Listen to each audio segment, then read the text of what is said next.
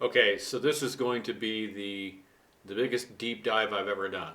So it might not be perfect because these longer ones are hard to do. I usually try to do things in one take, and anything could go wrong. Okay, so you're just gonna have to forgive me. Sometimes I might be searching around for something, but I still like these longer form videos because they're just more fun and just more like, how can I say it, tells a story, you know. Okay, so that's the way we're gonna roll. All right. Okay, so we're gonna start with what we're doing is this video. This video. Okay, so let me go. This is, as I said, I watched this guy. I've been watching him for a long time. He's just kind of a regular guy. He's got problems with his life, just like everybody does. So I kind of like him, you know. I mean, I do like him because he's just a like a blue collar guy, and he's not doesn't pretend to be perfect, and you know, he's just we're just kind of following him on his adventures, right? Anyway, so he's working DoorDash, and so let's start with something that he says here, right? Now he's talking about how long he can usually stay with one job, because a lot of people stay with one job for a long time, but he's saying that he's the type of guy that can't really do that, right? And that's just personality type, right? It's not anything bad, but oh, let me change something here. I want to, while my face is not on, I want to make sure my face is on, so let's do it a little bit like this. Okay. So it feels like I'm with you all the time. All right. So anyway,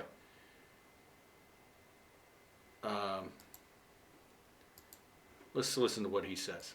I mean, if you can make it work, if I can make this work and it stays like consistent, I mean, why not do it as opposed to getting a regular job? I mean, He's talking about DoorDash, this delivery thing. I used to do this kind of thing, only I delivered all kinds of things, not just food.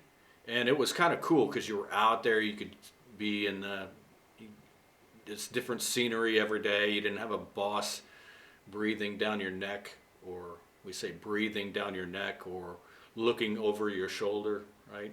It's another couple of idioms. I can probably do another video. I have an unlimited amount of things I could talk about. Okay, here we go. a job, I'm sorry, it just sucks. At least for me, it sucks. It always has sucked. My brother's the kind of guy who can work at one place for like 5 years straight. I've never been able to do that. I think this guy has never experienced a job that he really likes, though. You know, he's always done sort of like physical, just sort of like my job. I like my job. So, but trust me, I've worked jobs that I just did for money, working in a factory, but I could tolerate that. I worked in a factory for 4 years, and it was good because I could just, you could say, zone out. I could do the job automatically and just sort of, my mind was resting, you know. But anyway, he's never found a job he likes.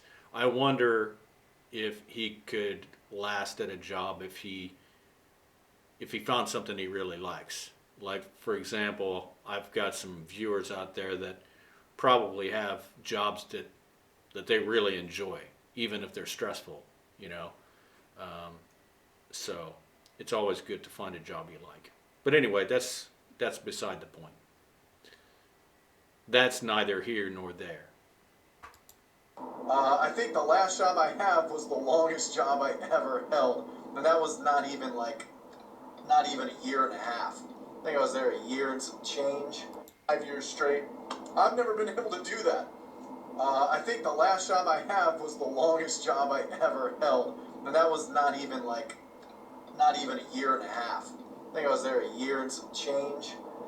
I think I was there a year and some change. Year and a half. I think I was there a year and some change. Year and some change. Year and some change. Okay, so what he said was a year and some change. Okay, and it's a more creative way. You maybe in your textbook you might have been taught a little bit more than a year or something like that, but you can do it this way, right? This is one reason I chose this guy, because he speaks the way that a lot of people speak, right? Okay, but this guy, oh, never mind. I'll tell you later. Okay, so this is a dollar and some change. This is where the original thing came from, a dollar and some change. This is $5 and some change. Also a dollar and some change. A dollar and some change. Okay, so, okay, let's go back. And some change, Urban Dictionary. There's a lot of slang in here. So, and some change, used in general when there's a little bit more than expected of a certain thing, be it money, a dollar and some change, years, a year and some change. How many people were there? I guess about 100 and some change. How many people were in the bar last night? I guess about 60 and some change.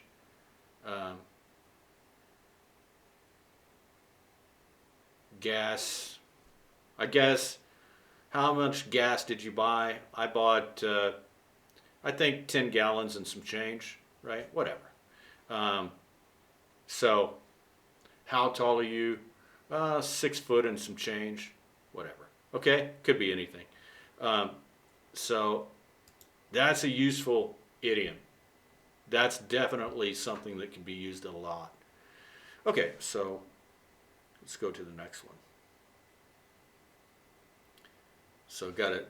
I don't want to do a complete deep dive with you where I'm playing his whole video, because it's just too long, and there's a lot of stuff that's not useful for you, right? So I'm breaking it up a little bit. A little off topic here, but you know, we have this big food culture here. There's a lot of culture in Norfolk, which is great. You know, we've got a food culture, we have an art culture, but we have a big car culture too down here, and it's kind of rubbing off on me. Food culture here. There's a lot of culture in Norfolk, which is great. You know, we've got a food culture, we have an art culture, but we have a big car culture too down here, and it's kind of rubbing off on me. We have a big car culture too down here, and it's kind of rubbing off on me. We have a big car culture too down here, and it's kind of rubbing off on me too down here, and it's kind of rubbing off on me, you know. So he said, I should probably put this, okay, it's kind of rubbing off on me, rubbing off on me. So let's say, for example,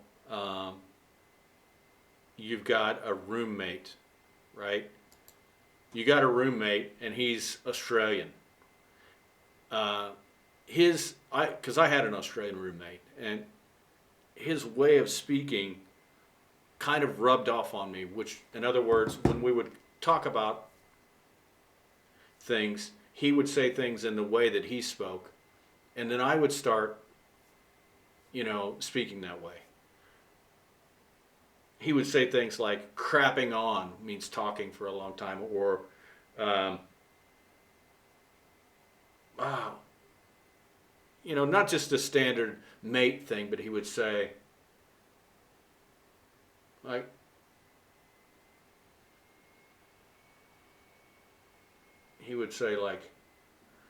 how do you know, I would say, how do you know when those eggs are finished? And he would say something like, I don't know, I just, like, was cooking some eggs, he goes, I just can tell by the smell, you know. And he would raise up like that, you know, the way he would speak. Or, you know, because sometimes you can tell when food is just getting done just by the smell.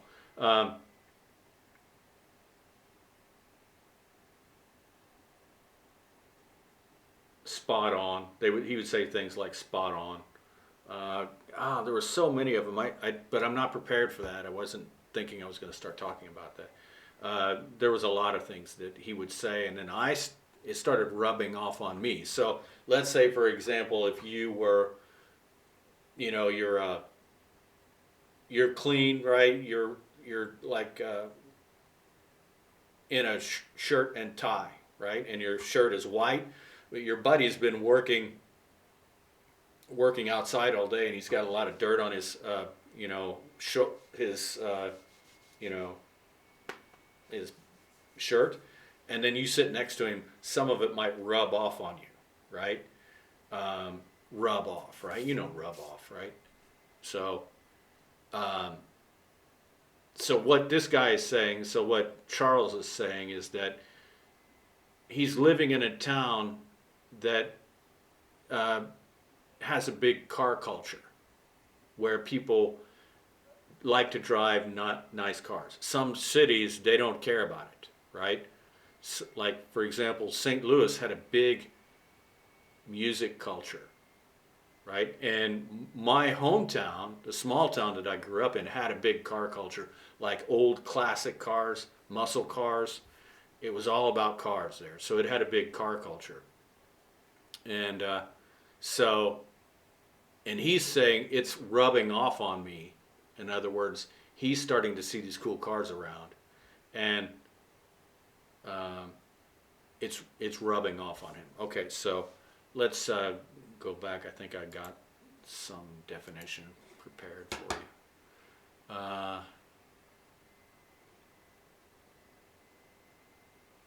Rub off. Rubbing off. Okay, here we go. Her bad habits are rubbing off on him. So that's true too. Like, let's say, for example, you've got a roommate who's a big drinker, then his habits will rub off on you because you'll start drinking with him or something, or your husband or your wife, right? I used to have a roommate who drank a lot of tea, and I would see him. He's got this hot tea and he's drinking it. And what do you think? You know, it's cold. You know, we were living in a ski town. It started to rub off on me, and then I became like, got into tea, all right, rubbing off on me.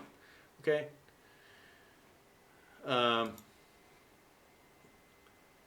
Rub off, to be transferred by contact or association. When parents are having a hard time, their tension can easily rub off on kids. Okay. Man, I wish I could think of some things that Australian guy would say. If I'm not trying to think, it'll come into my mind. But anyway, let's go. Okay. What's the next thing we got?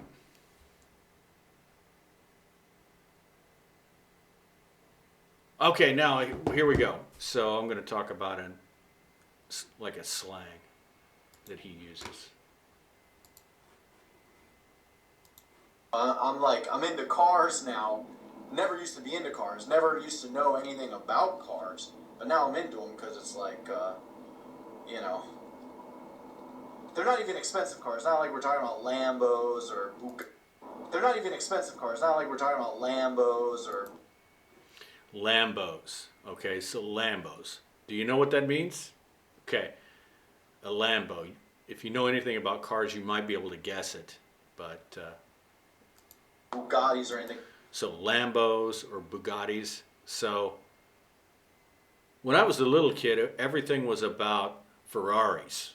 Everything was Ferraris. And then the Lamborghini Countach came out, and it was more expensive than a Ferrari. So then it became Lamborghini. Like 12-year-olds used to want to get a Ferrari, and then maybe a year or two later, they all wanted to get a Lamborghini, right? And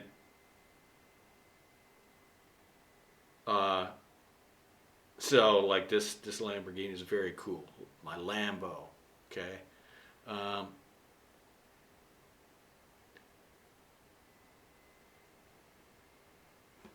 Okay, so this is called a Lamborghini, okay? And this is a Bugatti. Okay, so these are the ultimate cars. Let's see if I... This is the original like Lamborghini Countach. This kind of doesn't even look cool anymore, but back in the day, this was considered to be like really amazing. Okay.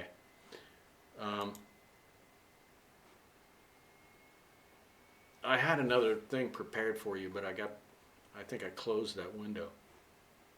But this is called a Lambo. Okay. Let's go back here. So I'm not talking about Lambos or anything. So common abbreviation. Okay, so he keeps driving.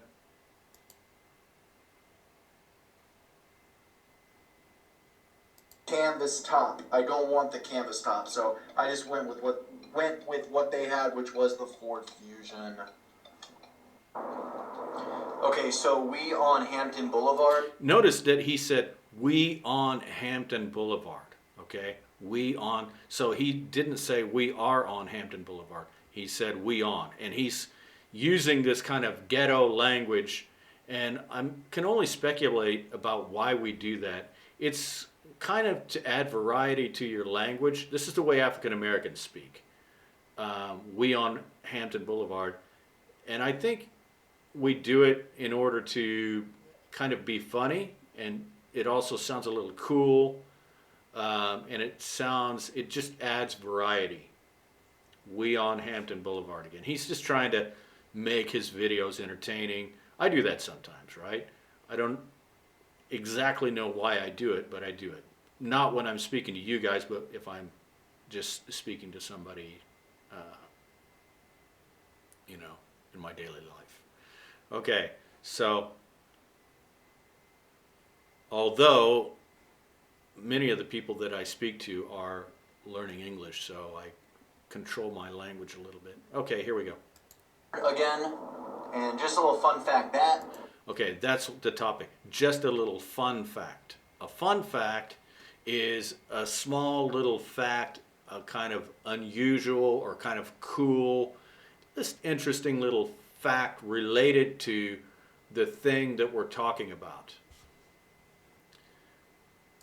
whole complex over there, that is actually CIA training. And why is this a fun fact? Because the CIA is kind of a exciting, thing to talk about. Okay, so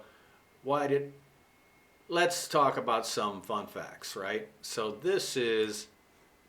I just happened to be watching another video this morning it was actually this video.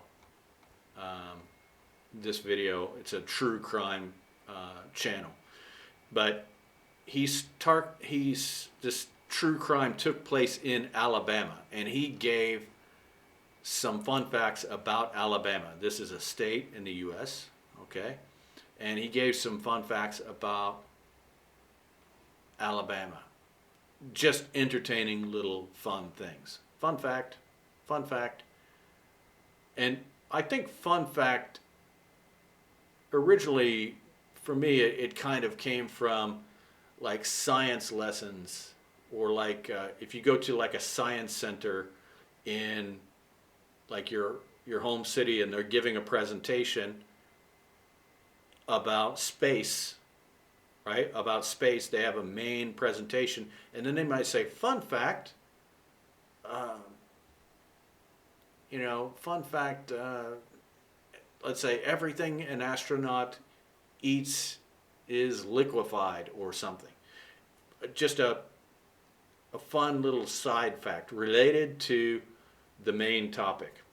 Okay, so this guy was talking about this crime that took place in Alabama, but his viewers are from around the world, so he gave some fun facts about Alabama, right? And he said, fun fact, bear wrestling, which is a sort of a thing that we do to show that we're macho, right? And they take a bear that's kind of been tamed a little bit, because obviously a bear could easily kill most people, right? But bear wrestling is a kind of entertainment sport that they've done all throughout history, right? But in Alabama, bear wrestling is illegal due to animal cruelty laws. Okay, this is a little fun fact. Also, Alabama is a big catfish state. They export catfish. Catfish is this kind of fish. It's got this kind of whiskers. And fun fact about catfish is that most fish have scales, but this kind of fish has like a skin, right? So they're different. I've eaten tons and tons of catfish because my neighbors, when I was growing up, were fishermen, and that's what they did for hobby. And they would cook this. They'd have like a fish fry. And I didn't think it was a big deal when I was growing up, but now I just love to have some fried catfish. Okay. So fun fact. That's another one. Let's go back to our video, our main video. Okay, what can you see here? Okay.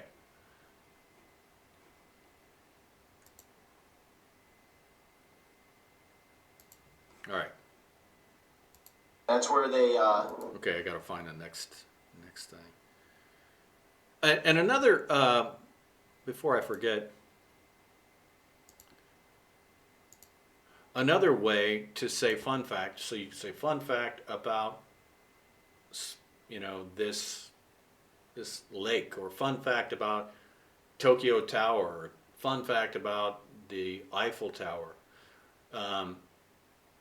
You can also say an interesting little tidbit,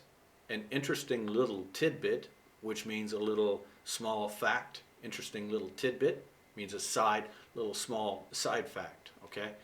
Tidbit. All right, maybe I'll do a video on that sometime. But it just goes to show you that there's just so much.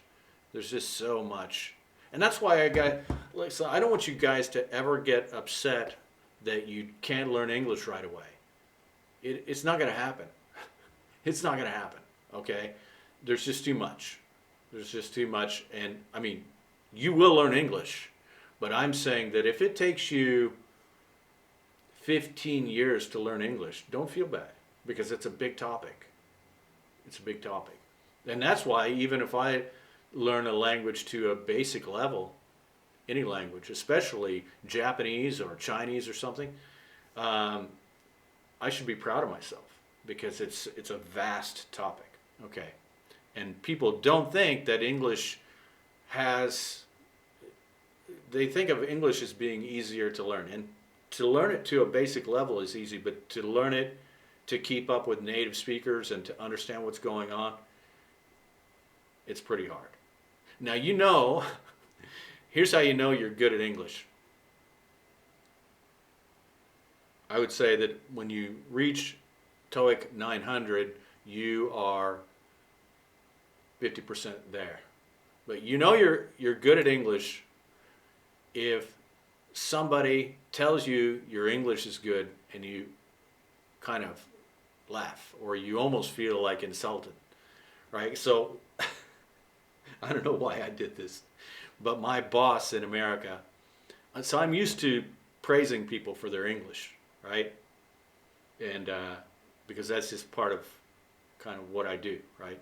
And so my boss had lived in America for like 40 years, but he came from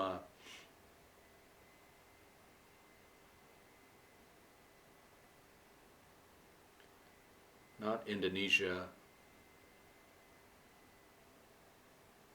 Bengali. His native language was Bengali.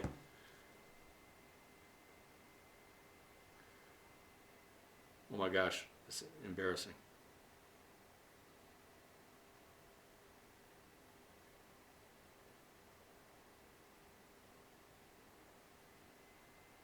Bangladesh, I'm so sorry. Okay, I couldn't think of it right off the top of my head. I got my mind on many things in this lesson. Okay, so he was from Bangladesh, and I said his name. I said doctor, and I said his last name. And I said, your English is really good, and you really have good mastery of the language. And he didn't even look up from his paper, and he goes, oh, thanks. And because he knows it, he already knows it, right? And it's kind of like he owns the language. You know what I mean? Like to be praised on his English, he already owns it. You know what I mean? There's no situation he can't get out of in English. And when you don't feel that good feeling when somebody praises your language, that's when you know your language is pretty good. He goes, oh, thanks. And he just kept working.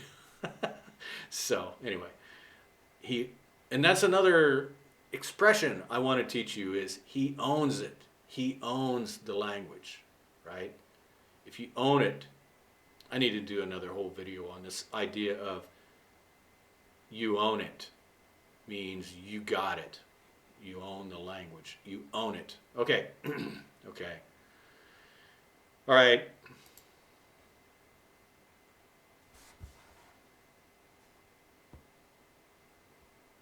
I told you this is a deep dive. Okay. Well, we're almost finished.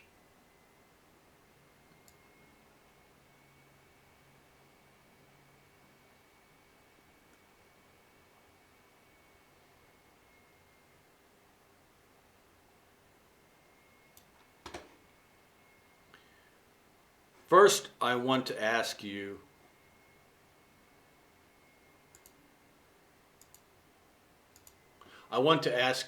what crawls? What crawls? Well, cockroaches crawl, you know, and snakes crawl, and, you know, tarantulas crawl, and this image that we have of crawling. When a baby crawls, okay, it's cute, right? But like this image of crawling, right? It's creepy, right? So listen to what he says here.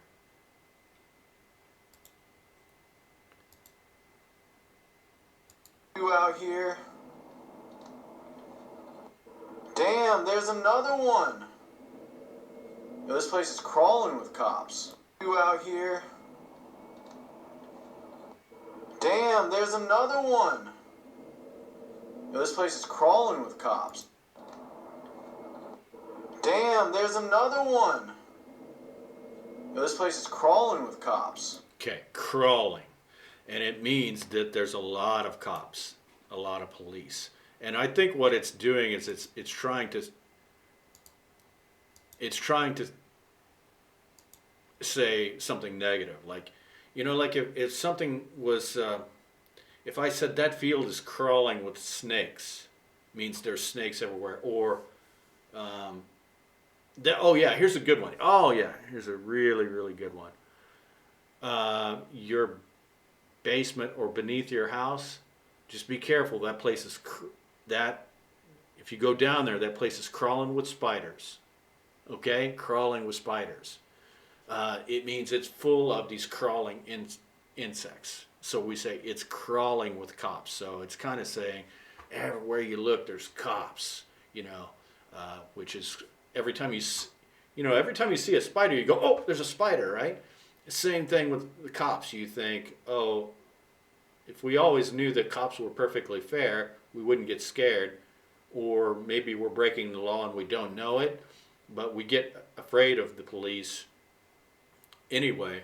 And so we say, oh, this place is crawling with cops. Oh, there's another one. Oh, there's another one. Crawling with cops. Okay. So, okay. What's the next? Okay, so one of my viewers asked me about, he said, scoop her up. Scoop her up. Scoop just means to, you know, we have a scoop, right? A scoop is a kind of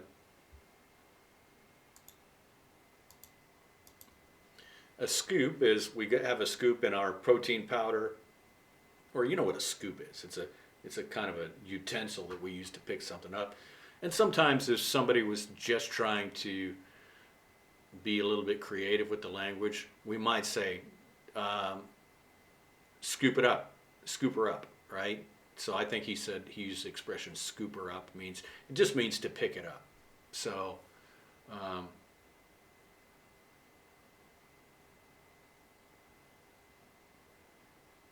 so you could say something like, I went and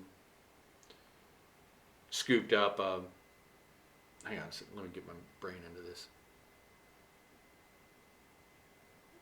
Yeah, so I was going home and I stopped by McDonald's, scooped up some food for the way home.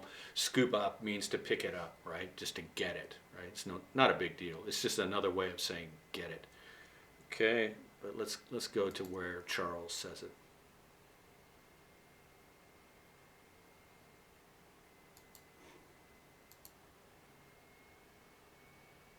Get back closer to this area. He already said it, all right.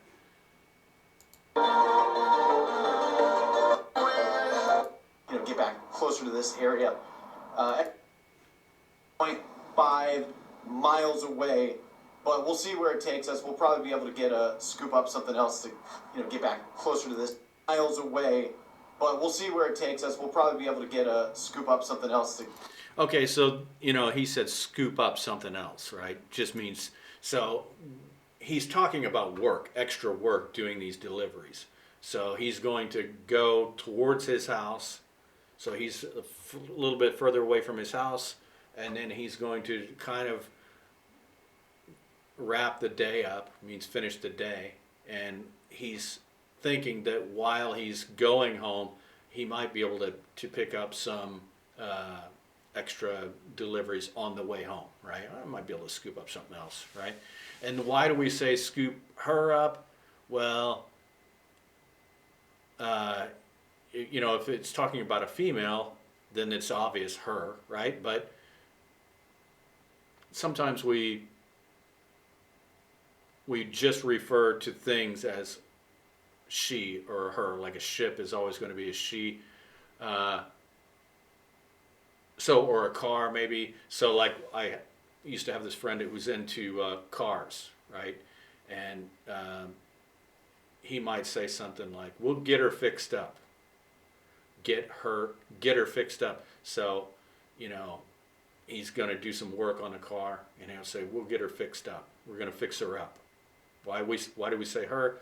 We do that sometimes. We refer to, and especially if it's something that we like, we'll use her. Okay. A ship, we'll often say her. If you go into the mechanic and you say, my car's having this problem, and he'll say, okay, can you leave it here? We'll get her fixed up. Get her fixed up. So that's the scoop her up thing. Scoop means pick it up, and then her, I don't know. When you guys give me these questions, you never give me any context.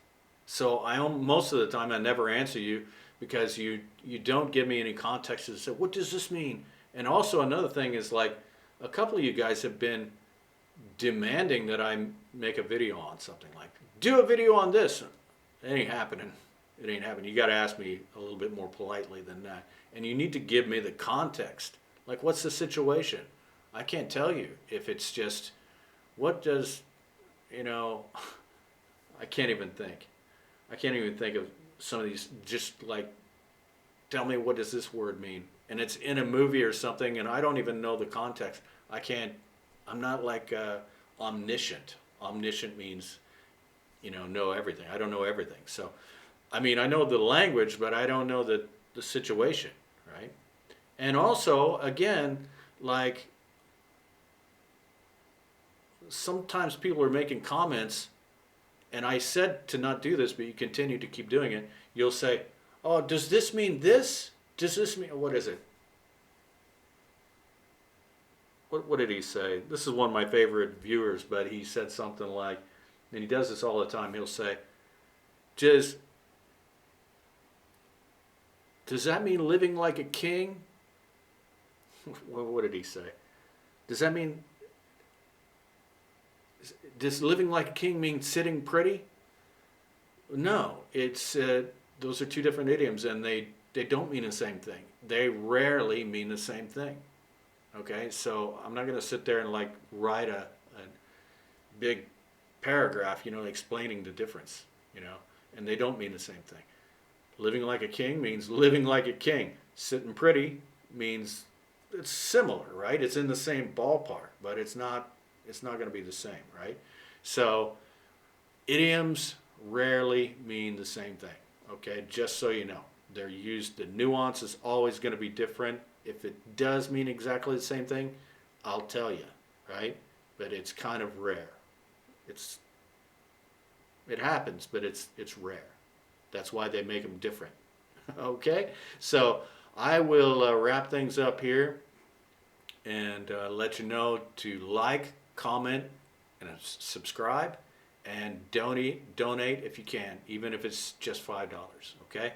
So if I might have to set up a new system if people keep like refusing to donate. I've got some substantial donations, don't get me wrong, but people like think, oh, why should I do that? I'll just watch the free stuff. I might just put everything behind a paywall, but I don't really want to do that because, I want my videos to benefit as many people as possible. So what I might do is leave some videos open and then put some videos behind like a buy me a coffee, like a paywall or Patreon or something. But it would be better if people would just freely donate. So anyway, I'll talk to you on the next idiom, and I hope this video turns out okay. See ya.